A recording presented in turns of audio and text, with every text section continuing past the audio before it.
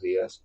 Namo Vishnupadaya Krishna Prestaya Bhutale Srimate Bhaktivedanta Swaminiti Namine Namaste Saraswate Deve Guravani Pracharine Nirvishesha Sunyavadi Pachatya Deshatarine Jaya Shri Krishna Chaitanya Prabhu Nityananda Sri Advaita Gadadhara Rivasadi Gaura Bhaktavrinda Hare Krishna, Krishna Krishna, Hare Hare, Hare Rama, Rama Rama, Hare Hare.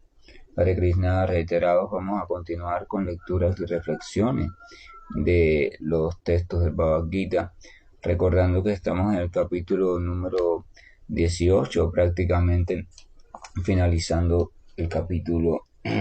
El Señor Krishna en los últimos textos le ha hecho hincapié a Arjuna que si no actúa bajo su recomendación, bajo sus indicaciones, entonces estará perdido. Vamos a recordar que Arjuna no sabe cómo actuar, no sabe qué hacer, y el Señor le dice, mira, de todas maneras tienes que actuar de una forma o de otra,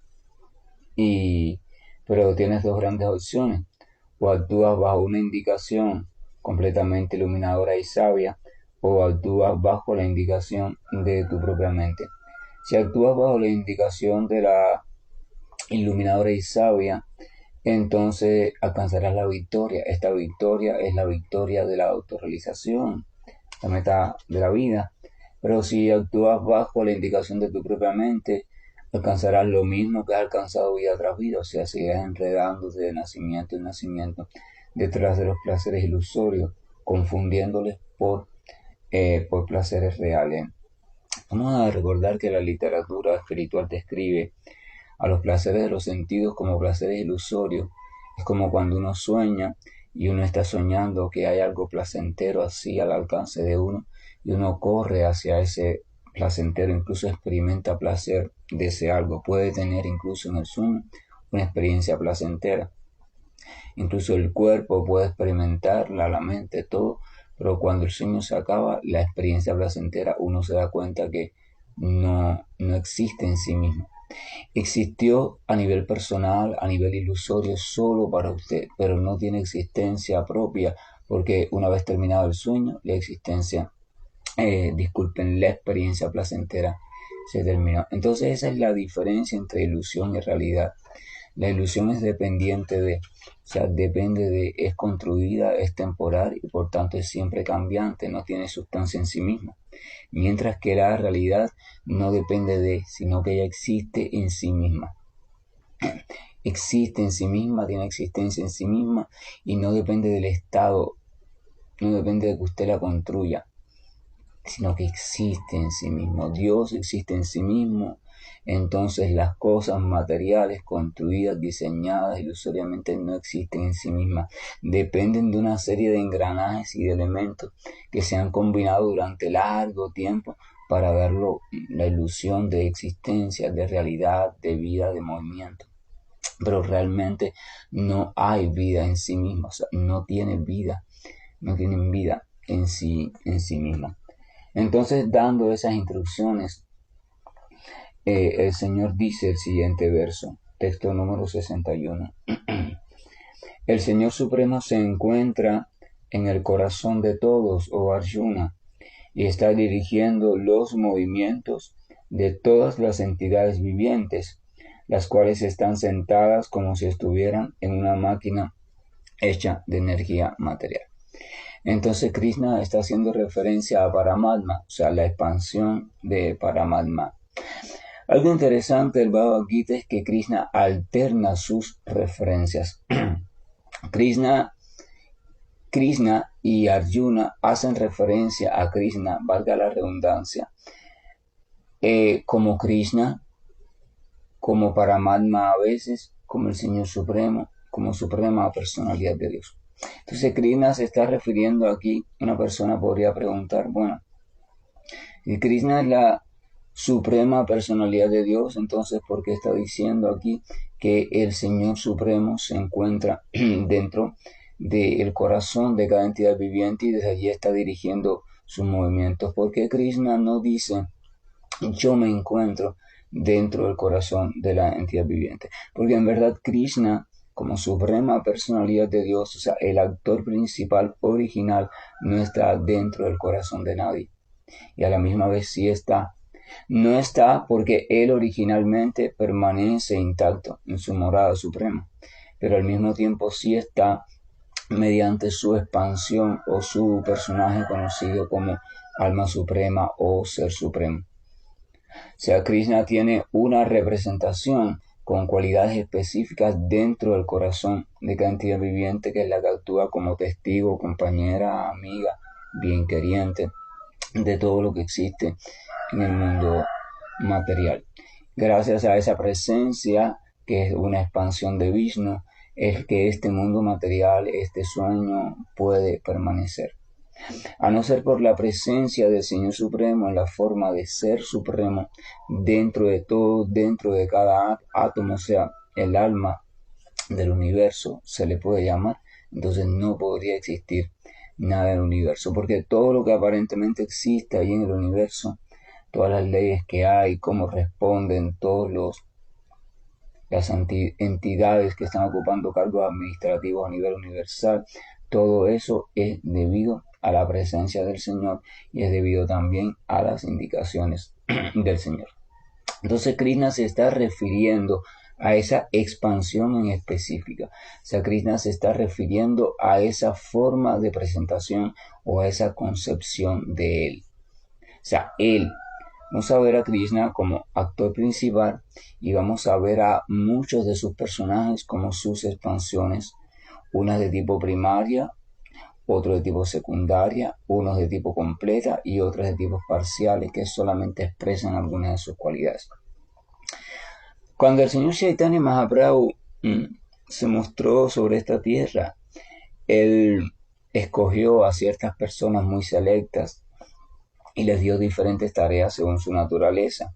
Y entonces algunas de esas personas fueron los llamados 6 Goswamis de Vrindavana, los cuales él envía para Vrindavana y les encomienda diferentes campos del conocimiento para que ellos ahondaran en ese campo del conocimiento mediante la ciencia del servicio devocional. O sea, él los instruyó en el servicio devocional, que la ciencia antigua dada por el propio Señor Krishna, y que inmersos en esa práctica, viviendo como samnyasis o renunciantes, entonces ellos se dedicaran por entero en meditar sobre las temáticas específicas que él le orientó. El señor Chaitanya lo que quería era rescatar de los Vedas, rescatar de todo este asunto de la espiritualidad la sustancia que se había perdido y recopilarla y exponerla de nuevo para beneficio de la humanidad. Es lo que hace el Señor Supremo siempre. Entonces él le recomendó, o le encomendó, disculpe, a los Goswamis, que son como sus expansiones, que se encargaran de esas tareas. Uno podría preguntarse, ¿verdad?, ¿por qué el señor Chaitanya no se encargó de esa tarea? Porque cada vez que el Señor se presenta en forma de avatar, el Señor actúa como cabeza. Entonces el Señor, a nivel normal, la Suprema Personalidad de Dios no se encarga de nada. La Suprema Personalidad de Dios es la que permanece completamente lúcida y entonces ella permite que sus energías correspondan a todas las actividades que ella cree importante y necesario hacer. Entonces, cuando el devoto descubre eso, el devoto quiere una sola cosa: convertirse en ese sirviente del Señor para poder responder a todas las actividades o cuestiones que el Señor quiere desde su sabiduría y su amor infinito desarrollar para bien de la humanidad o de todas las entidades vivientes. Entonces, él indicó eso y a algunos les indicó estudiar la profundidad del Bhakti, a otros ahondar sobre los santos nombres, y así fue que los Goswamis profundizaron en toda la literatura védica, se volvieron buscadores, escudriñadores de toda la literatura védica y la empezaron a purificar y empezaron a recopilar la verdadera sustancia védica, porque con el tiempo, es un fenómeno natural, el mensaje védico, el Veda, se fue contaminando y se fue llenando de creencias que no tienen que ver nada con los Vedas, se fue llenando de rituales que no tenían nada que ver con la ofrenda al Señor Supremo, se fue llenando de criterios incluso parásitos, o sea, que en verdad son completamente materialistas, pero se colaron allí por capricho de algunas personas que tenían renombre y así se fueron transmitiendo. Entonces estos Goswamis purificaron, ellos extrajeron el servicio devocional de nuevo, o sea, la ciencia del servicio devocional de nuevo que estaba diseminada en los Vedas, que ya ni se veía ni se podía percibir, la condensaron en libros en específico, enseñanzas en específico, y la dejaron plasmada para la línea de sucesión discipular. Y es los cimientos sobre los cuales se basa entonces las enseñanzas de los Acharya en esta línea, específicamente la línea que desciende o se expande desde el señor Chaitanya Mahaprabhu o el avatar dorado, como también se le conocía debido al resplandor dorado que emergía de su cuerpo trascendental. Entonces, gracias a eso, nosotros podemos comprender, gracias a esa sucesión discipular y revelación de esos grandes acharyas, esos grandes, por decirlo así, científicos espirituales, podemos comprender lo incomprensible. Lo incomprensible es el modo en que actúa el Señor. Si nosotros intentamos comprender el modo en que actúa Dios y la naturaleza de Dios en su carácter de suprema personalidad, y lo intentamos comprender desde nuestro conocimiento almacenado según las instrucciones recibidas en esta vida material, ya sea por un lugar o por otro, por un medio o por otro, y utilizando la lógica y la reflexión materialista, entonces simplemente va a pasar dos cosas. O lo vamos a ver como un simple manojo de historias de ciencia ficción que no tienen sentido, o nos vamos a volver locos porque no vamos a poder encontrar el verdadero cotejo de la situación. Entonces, si uno no se da cuenta de eso, uno va hacia esos dos caminos. Pero si uno se da cuenta de que las habilidades de pensamiento materialista, así como la información previa, no sirven para entender a aquel que no es entendible, entonces si uno se da cuenta de eso, uno simplemente acepta. Ahí inicia la fe. Uno acepta lo que dicen sobre él los grandes acharyas y entonces uno acepta también la metodología que los grandes acharyas proponen para ir comprendiendo aquello que es incomprensible desde el punto de vista material, y uno se encamina, busca un referente, una guía y se encamina bajo esa guía con humildad, entrega y sumisión. Entonces esa guía lo instruye en el servicio devocional y es solamente en la práctica del servicio devocional que a su debido tiempo el Señor explica, uno puede vislumbrar cómo es todo este asunto. Uno puede comprender de manera perfecta cómo es que el Señor a la misma vez existe como personalidad suprema en un determinado plano, que es el plano original de todos los planos, y a la misma vez existe también de forma manifestada o de forma expandida para cumplir determinadas funciones. Por ejemplo, vamos a suponer que usted tiene 100 cualidades, 100 cualidades, y de esas 100 cualidades, usted como padre, usted o como madre, para funcionar como padre o madre, no las necesita todas, porque hay cualidades específicas que son las que se requieren para ejecutar las funciones de padre o de madre. Entonces usted en el papel de padre o de madre, usted no exhibe en su comportamiento, en su pensamiento y en sus palabras, no se exhiben todas sus 100 cualidades, porque hay cualidades que usted no va a exhibir como madre, por ejemplo, y que sí va a exhibir como esposa, o que sí va a exhibir como hija, o que sí va a exhibir como trabajadora, o que va a exhibir como mujer en sentido general. Quiero que vayan conmigo de manera despacio en este ejemplo que le estoy poniendo, porque quiero que comprendan. Usted tiene un total, esto es un ejemplo ilusorio, o sea, no existe un ejemplo didáctico para comprender. Usted en potencia tiene un total potencial de cualidad y usted se manifiesta lo que usted llama su vida La manifiesta a través de diversos personajes, juegos falsos e identificaciones. Usted como mujer o hombre, usted como blanco, negro, mestizo, mulato, usted como chileno, como cubano, como estadounidense, como chino, usted como hijo, madre, hermano, usted como trabajadora, como directora, como empresaria, como enferma, como saludable, como diabético, como hipertenso, como lo que sea. Cada una de esas calificaciones significa un personaje. Un personaje que usted ha desarrollado en esta vida de ahora, en la que estamos, material, no en la pasada ni en la futura, en la de ahora. Perfecto. Si usted revisa cada uno de esos personajes con cuidado, va a ver que son diferentes. Uno se podría preguntar por qué son diferentes. El personaje del diabético que usted, cuando usted se siente, se clasifica como diabético y actúa con respecto a eso, ay, mi dieta, mi medicamento, no es el mismo personaje que el personaje de obrera. El personaje de obrera es aquel personaje que emerge cuando usted se encuentra en el trabajo, ¿verdad?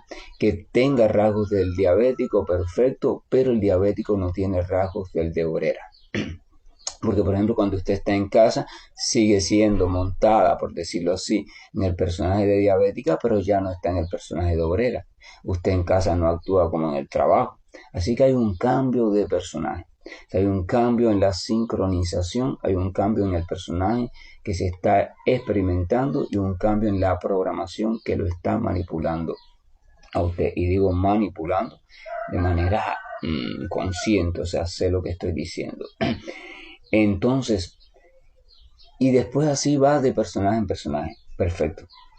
Ahora vamos a la figura del Señor Supremo. Estos Goswamis de los cuales les hablé, habían dos en específico, aunque eran tres, Rupa, Sanatana y Jiva, pero dos en específico, Rupa y Sanatana, que eran hermanos, donde Sanatana era maestro de Rupa Goswami. Entonces empiezan a profundizar en el Señor original y sus expansiones, el Señor original y sus características. Los Goswamis llegaron a comprender que la literatura védica en todo su esplendor, en sus diferentes apartados, describía de manera diseminada cualidades sobre el Señor Supremo de diferentes maneras, y entonces ellos se dedicaron a recopilar esas cualidades, las más resaltantes que se mencionan. El Señor Supremo tiene ilimitadas cualidades, pero tiene un grupo resaltante que son las que se mencionan en los Vedas. Entonces, el Señor Supremo se dice que tiene una personalidad suprema y tiene sus energías. O sea, personalidad y energía son los dos componentes fundamentales originales de Dios. Eso lo representa Krishna y Radharani, o Krishna y la energía del Señor, de cuya manifestación primaria es Srimati Radharani, o la energía de amor de Dios. Entonces, básicamente, cuando ustedes ven, por ejemplo, como Narayana y Lakshmi, Vishnu y Lakshmi,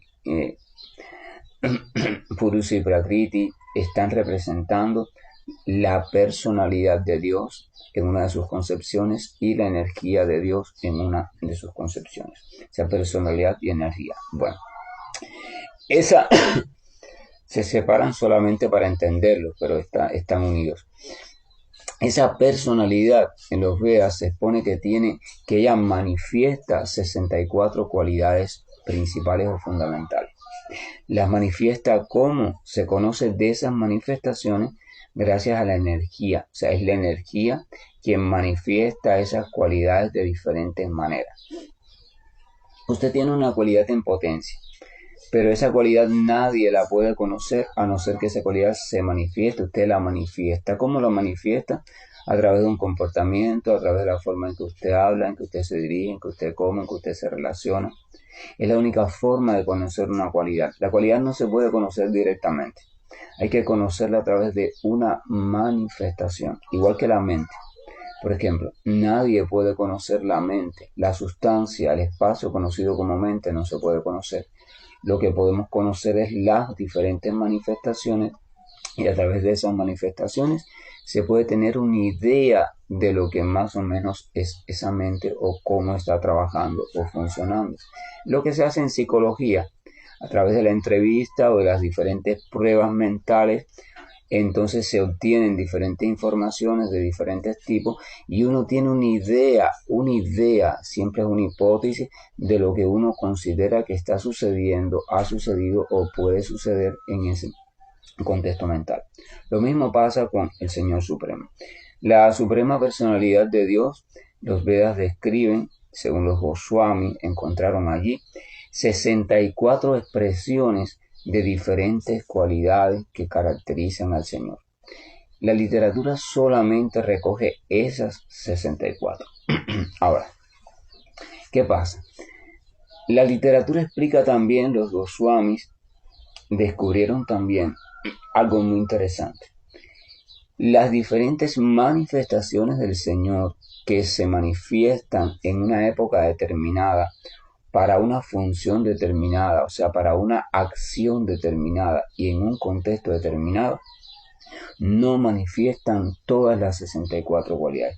Ninguna expresa todas esas cualidades en su totalidad al mismo tiempo. ¿Por qué?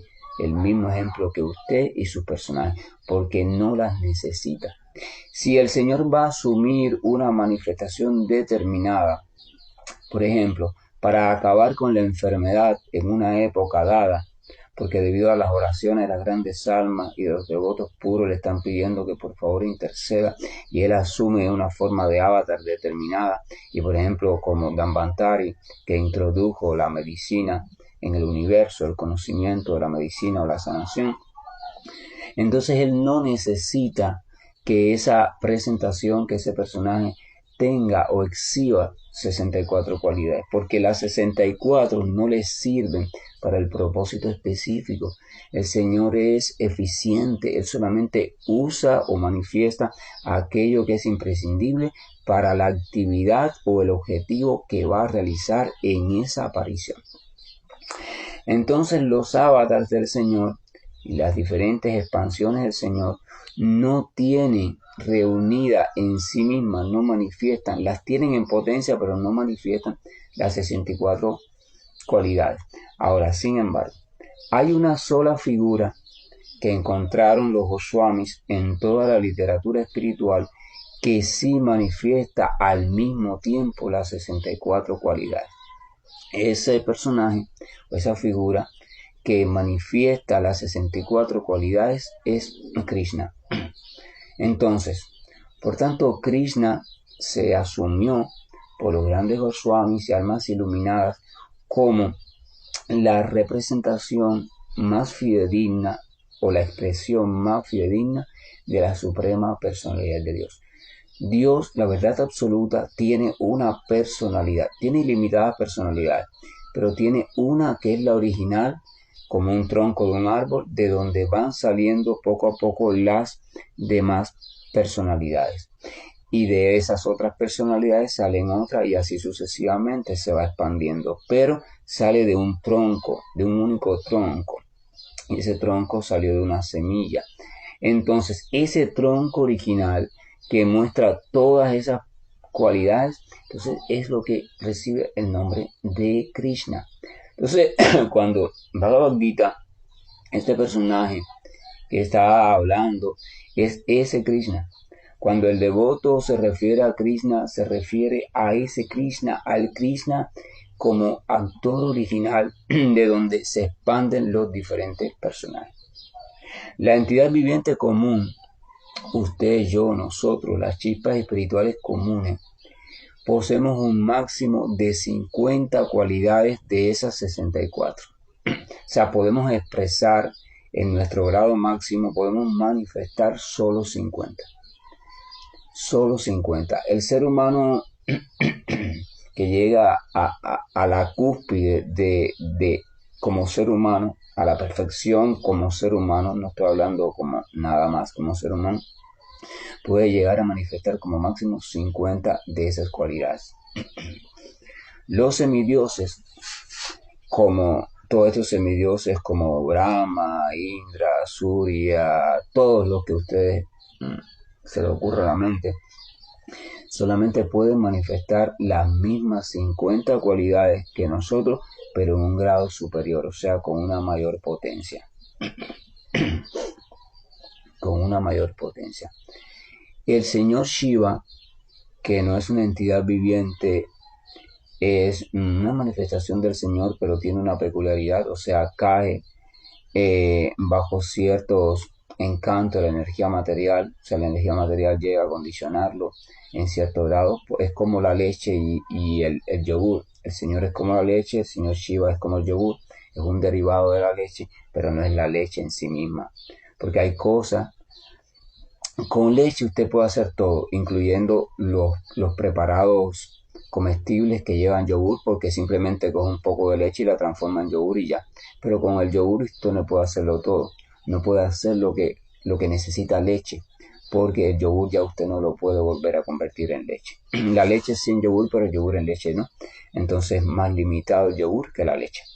Entonces el señor Shiva tiene las mismas 50 cualidades, esa, pero tiene 5 más. O sea, tiene un total de 55 cualidades. Este tiene que exhibe un total de 55 cualidades, entonces es superior al resto de los semidioses y por supuesto a las entidades vivientes ordinarias. Pero Narayana o el señor Vishnu, que es la figura suprema, es la representación del Señor en este mundo, el Señor Vishnu, y en el mundo espiritual, en los planetas espirituales se le llama Narayana, que es de donde sale toda la creación, es de donde salen todos los universos, donde sale absolutamente todo, incluyendo las expansiones de Brahma, el creador, y de Shiva, el que a su debido tiempo va a encargarse de la destrucción.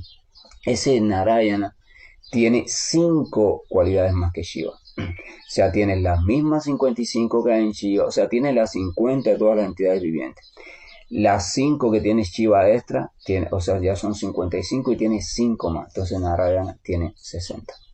Y Narayana es la expansión del Señor más perfecta, o sea, es la expansión más suprema de donde se expande todo, incluyendo todos los planos conocidos como planos de existencia espiritual. Ahora, Krishna registra 64 cualidades, o sea, 4 cualidades más que su expansión conocida como Narayana. Más allá de Krishna no se registra ninguna otra personalidad en toda la literatura espiritual que registre más de 60, que exponga más de 64 cualidades al mismo tiempo y en la misma persona.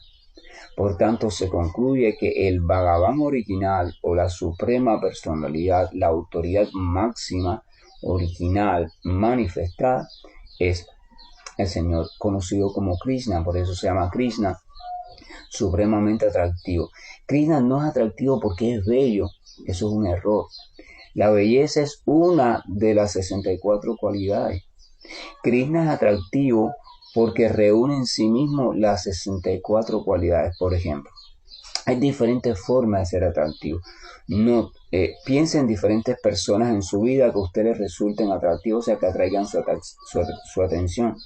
No todas van a ser por hermosa en su apariencia.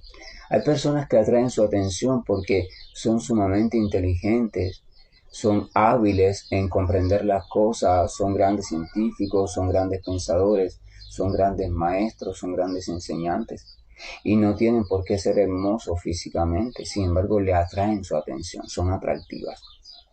Hay personas que resultan atractivas porque tienen gran capacidad, o sea, en cuanto a poder, o sea, son dueños de muchas propiedades, son esto y exhiben gran deslumbre desde el punto de vista material en su vestuario elegante, resultan atractivos y no tienen por qué ser inteligentes o bellos, o sea, ahí resultan atractivos. Hay personas que usted puede considerar atractivos porque exhiben gran fortaleza. Wow, mira fulano, wow, mira cómo pudo detener ese vehículo, cómo pudo levantar, ¿verdad? Causa asombro. Hay personas que pueden resultar atractivos por la fama, porque son famosos. Mire, esa es la persona que hizo esto. Mira, aquel es el cantante que ganó, que es el que más ha ganado. O sea, todo el mundo sabe que en el campo personal de uno hay personas famosas. Si uno le gusta la música, dice mi cantante favorito es tal, y en un estudia sobre la vida, se busca póster, se busca no sé qué, va a los conciertos, uno reúne dinero, pasa hambre para ir a un concierto de ese cantante, es tu favorito. Hay personas que te resultan favoritos porque vas a una actividad y a ti te gusta, igual dices, qué bien baila, mira cómo baila entregado y el ritmo, y ojalá yo bailara así, wow, genial. O sea, hay muchas maneras de que algo sea atractivo. Así que atracción y belleza no son sinónimos. La belleza es uno de los elementos que puede causar atracción, pero no es el único. Atracción es más que belleza. Entonces, Krishna es supremamente atractivo porque además de ser supremamente bello, tiene en grado supremo las otras 63 cualidades. Están descritas en el Néctar de la Devoción recopilado por Rupa Goswami. O sea, entonces esa es la comprensión. Entonces Krishna, en la forma de alma suprema, aquel que está presente rigiendo el universo material dentro de cada cosa que existe, incluyendo dentro de el corazón de cada entidad viviente, no es el Krishna original de las 64 cualidades. Es una representación de él con un número de cualidades específicas que son las que necesita para hacer en este mundo material, expresarse como el guía, el compañero, el amigo, el misericordioso, el compasivo, etcétera, etcétera. Krishna no necesita, por ejemplo, una de las 64 cualidades de Krishna es que es un excelente bailarín. Krishna deslumbra. Se dice que cuando Krishna en Goloka, se dice que cuando él se siente feliz y ejecuta un determinado baile, todas las entidades vivientes caen en estado de inconsciencia. De tanto que les gusta, de tanto que les atrae, Krishna roba su atención por completo y ellas quedan sin conciencia, entre comillas, porque realmente nunca la pierden. Todo es una actuación, es un juego para hacer todo maravilloso. Entonces, por ejemplo, esa cualidad de excelente bailarín, Krishna no la necesita para expresarse como Paramatma. El ser supremo, el alma suprema, cuya función es mantener el universo material y ayudar a las entidades vivientes para que encuentren el camino de regreso a casa, él no necesita la cualidad de bailarín. ¿Entiende? O sea, entonces, ¿para qué manifestarla si no la necesita? Él necesita la cualidad, por ejemplo, de belleza, sí la necesita, porque, por ejemplo, cuando en el Ashtanga Yoga o en el yoga de la meditación se recomienda, ya en el Samadhi perfecto, que la entidad viviente, una vez habiendo controlado todo, entonces centre, o sea, comience a meditar en la figura, en la forma del Señor Narayana o Vishnu, que está de pie en el corazón, en el loto del corazón. Entonces se describe a ese Señor y ese Señor se describe de lo más hermoso. Se describe que las uñas de los pies del Señor Narayana Vishnu que está allí, el cual se recomienda al yogi, medite en él, son como diamantes. O sea, son deslumbrantes, son incomparablemente bellas, son como diamantes. Se describen sus piernas, se describen sus brazos, se describe su rostro hermoso, sus ojos de loto, se describen sus labios, sus cabellos, se describe su abdomen, se describe todos los adornos que tienen, deslumbrantes y refulgentes. O sea, necesita expresar la cualidad de la belleza, porque esa cualidad de la belleza va a servir para que cuando el místico sea capaz de controlar todo lo demás y sea capaz de reunir toda su atención al corazón y sea capaz de ver al Señor Supremo, que el Señor Supremo se le revele, él quede cautivado, quede enganchado en esa imagen, quede enamorado totalmente de esa imagen. Así lo relatan los Vedas. Entonces, para que eso suceda, el Señor Supremo se expresa como lo más bello. Ese Narayana o ese Vishnu es incomparable. No hay nada en el mundo material que pueda ser tan bello como esa imagen que se presenta allí y que, dicho sea de paso, se describe en los Vedas. Por eso se describe el Señor Vishnu. Lo que se describe, la forma de Vishnu que se describe y que se encuentra en el corazón, es una forma para que el practicante la siga. ¿Por qué? Porque uno puede en la fantasía imaginar que está viendo al Señor Supremo del corazón y uno le va a dar la forma que su fantasía quiera. Pero el Señor Supremo que está en el corazón, el alma suprema, tiene una forma definida, la de él, que la han visto los grandes místicos verdaderos, los grandes acharyas, los devotos puros del Señor, a quien Él le ha permitido ver su forma, como Dhruva Maharaj, como Narada Muni, o sea, a quienes Él le ha permitido, y todas esas formas han coincidido, porque no se han inventado una forma, ellos han visto la revelación. Entonces nosotros no estamos en capacidad de verla, pero si tomamos como referencia seria esa revelación y meditamos en ella, entonces estamos haciendo una meditación autorizada. Estamos siguiendo la forma que los grandes científicos espirituales descubrieron. Y uno entonces medita, acepta esa forma y medita en ella. Uno no empieza a fantasear con la forma que uno quiera, no. La superalma en su forma original tiene una forma específica, con cualidades específicas. Si uno se aparta de esa forma, sigue el camino de la meditación y se aparta de esa forma, nunca la va a encontrar, y lo que se le va a revelar a uno es un producto de la propia ilusión de la mente. Entonces uno va a seguir una forma ilusoria y la va a tomar como el Señor, y va a seguir, como dicen los Vedas, un camino de perdición. Entonces por eso, por ejemplo, el Bhagavad Gita, cuando Krishna describe también el Ashtanga Yoga, la práctica también del yoga de la meditación, le dice a Arjuna, un lugar sagrado, controlar la respiración, ¿verdad? Todos los pasos que conocemos, recoger los sentidos, centrar la atención en el entrecejo, llevar el aire vital a la cima de la cabeza, o la coronilla, o el chakra 7, como lo quieren decir, y meditar en el Señor Supremo presente en el corazón. O sea, Krishna le dice esa indicación cuando le habla sobre el yoga de la meditación. Y entonces cuando uno busca en la literatura, bueno, y ese Señor Supremo que está allí, ¿qué forma tiene para yo meditar en él? Porque meditar en algo sin forma es caer en vacío y al tiempo perderse y caer de nuevo en la tentación con el tiempo. Entonces se necesita una forma, con una forma mucho más fácil, pero ¿qué forma? No la que nosotros pretendemos, no. La que la literatura describe. Narada Muni, cuando se encuentra con Dhruva Maharaj, que le recomienda este método, él le dice, y entonces cuando ya estés allí, medita al Señor que tiene esta forma, y le describe la forma. Cuando a Narada Muni los sabios le describen también la ciencia de la meditación, que llegan a ese punto, le describen la forma de Naraya, para que Narada Muni se centre en su mente, en esa forma allí, en esa forma.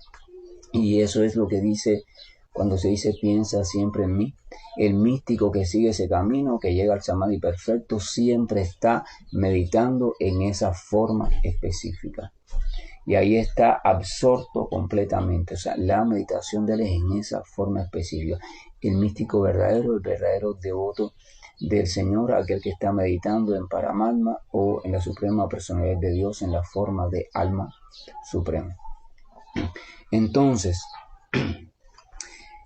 eso es lo que se llama camino autorizado, a eso se refieren los Vedas. Entonces, si esa es la indicación que da Krishna para el que sigue ese sendero de la meditación, Krishna dice, medita en el Señor Supremo, está en el corazón, a ese Señor Supremo. Cuando Krishna se refiere al Señor Supremo, se está refiriendo a eso, se está refiriendo a Vishnu, a Narayana. O sea, se está refiriendo a un personaje que es una expansión de él mismo, pero no se está refiriendo a él mismo, porque ninguno de esos personajes tiene las 64 cualidades expresadas, pero al mismo tiempo sí es él, porque es una expansión de él, es una representación de él.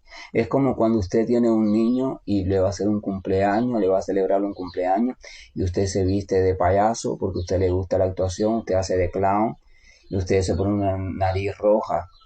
Ya usted no es el padre. Ahora usted para los otros niños es el clown y se pone un nombre, Margarito, el payaso Margarito, y usted hace monerías. Usted hace lo que en su vida cotidiana como padre y como esposo, como amigo, usted no hace. Y usted lo hace porque usted lo que quiere es que se rían, ¿verdad? Usted sigue siendo el padre, pero en verdad en ese momento usted no es el padre. ¿Entiende? Sin embargo, sin el padre no hay ese clown. Ese clown es una manifestación del Padre, pero limitada para una actividad específica. Entonces, todas las expansiones del Señor son el Señor, pero al mismo tiempo no son la suprema personalidad en sí, sino son una expansión de eso, limitada, entre comillas, para una función específica. Por eso, para que no encuentren contradicción cuando Krishna dice, el Señor se encuentra en el corazón, ¿verdad? Entonces dice, el Señor Supremo, o sea, esa expansión se encuentra en el corazón de todos. ¿Está hablando de eso? Ya sé, ya comprendí. Se está refiriendo al Señor Supremo en su personaje o a su actuación como alma universal o como alma suprema que está junto a cada uno de nosotros.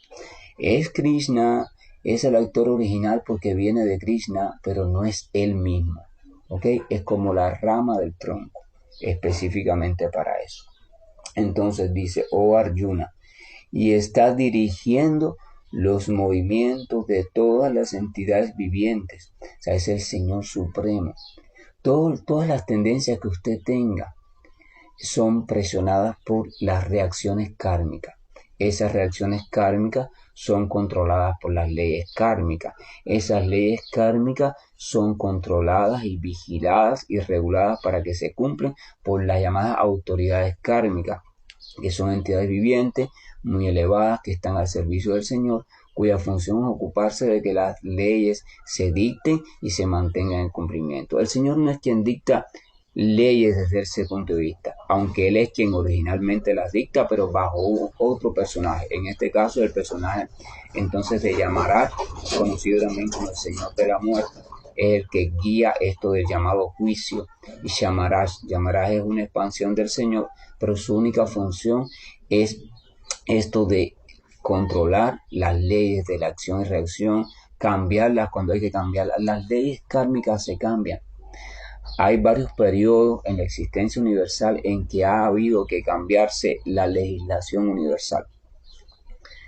La literatura védica describe, y los grandes acharyas nos lo revelan, que diferentes momentos en que el universo ha entrado en por decirlo así, un vacío legal. O sea, se ha dado un caso muy específico que no se ha encontrado cómo juzgarlo porque no ha estado registrado en la constitución establecida por el Manu que está rigiendo en ese momento.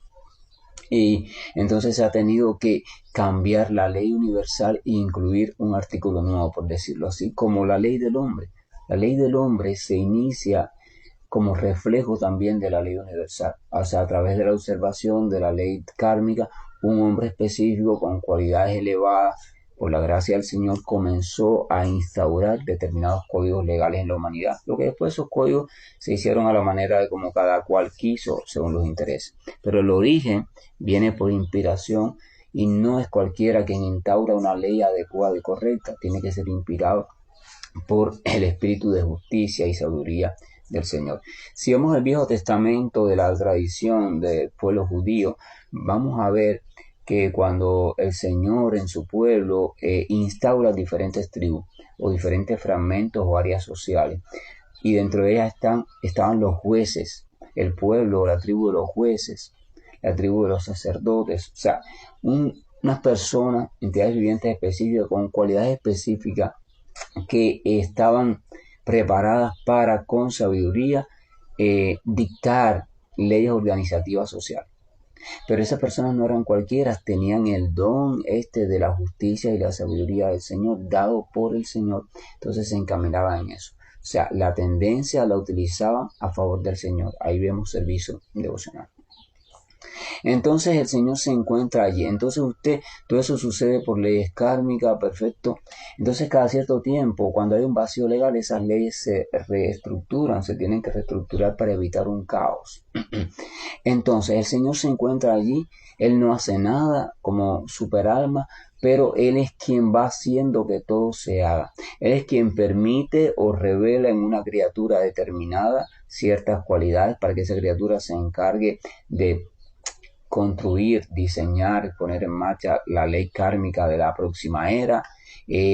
Después esa criatura se expande en otras para controlar esas leyes y así. Pero todo eso son ramitas y ramitas, por llamarlo de una forma, que se van expandiendo de esa otra rama mayor que es superalma. O sea, por eso Paramatma, o el Ser Supremo que se encuentra en el corazón de todo el universo, es quien lo dirige todo, pero de esa forma, expandiéndose a través de otras personalidades más pequeñas, más limitadas, pero a quien es Él quien les da el poder, la revelación o el conocimiento.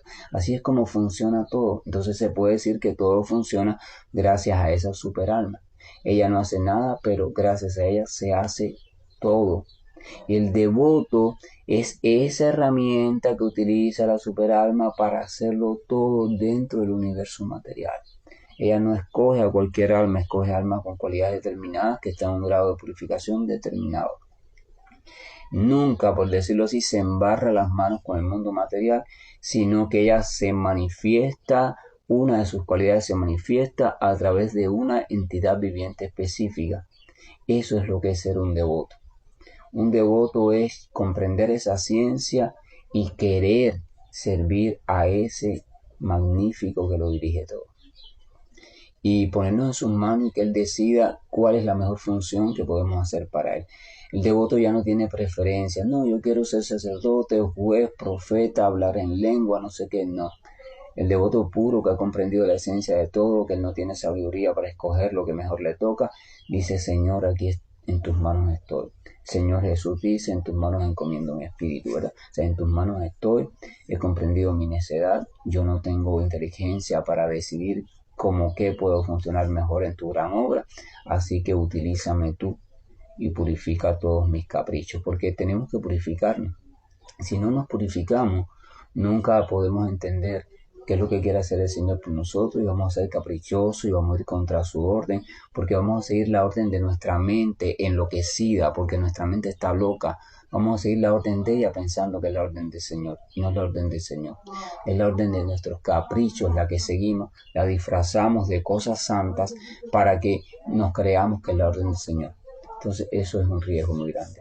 Tenemos que purificarnos, hay que ir a las manos de alguien que nos ayude a seguir el sendero de purificación con humildad y con entrega. El texto entonces dice, el Señor Supremo se encuentra en el corazón de todos, tenemos que creer eso. Y está dirigiendo, ya expliqué cómo dirigía los movimientos de todas las entidades vivientes, las cuales están sentadas como si estuvieran en una máquina hecha de energía material. Somos como los conductores de todo lo que llamamos existencia material personal. Pero no estamos actuando como conductores, nos hemos quedado dormidos, nos hemos confundido con el carro, con el automóvil, con su sistema eléctrico que es la mente, su sistema físico que es la mecánica, y el automóvil está andando solo. Nos quedamos dormidos. El conductor tiene que volver a despertar porque él no es el carro, ni él es la electricidad del carro, ni él es nada. Él está diseñado para ser el conductor del carro, el que dirige, el que decide cómo conducir este carro, ¿verdad? Pero el carro se está conduciendo solo y está conduciendo al conductor por un camino destructivo. Meditemos en eso. Entonces el Señor está allí al lado del conductor. Hay que creer en el Señor, despertar, meditar en el Señor y decir, Señor, por favor, ayúdame a conducir, despiértame, purifícame de esta ilusión y ayúdame a cumplir mi misión. Que la gracia y el amor de Dios nos acompañe, que la bendición de su Espíritu esté con nosotros y que Krishna en su forma original, en algún momento de la vida, nos vaya despertando, se nos vaya mostrando, revelando a través de su santo nombre. A través de la práctica del mantra Hare Krishna, Krishna Krishna, Hare Hare, Hare Rama, Rama Rama, Hare Hare, Hare Krishna, buen día. Y estoy finalizando la llamada. Hare Krishna, Krishna Krishna, Hare Hare, Hare Rama, Rama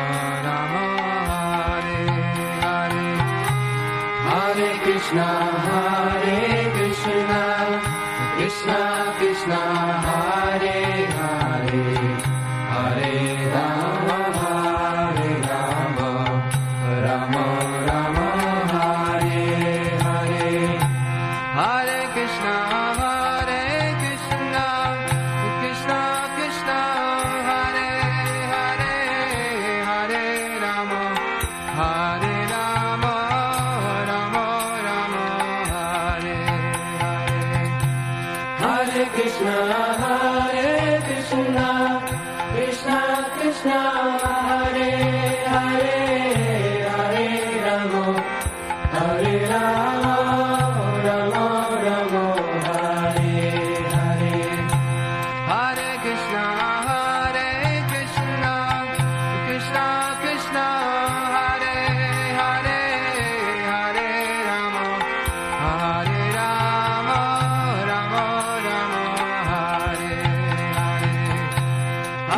Krishna,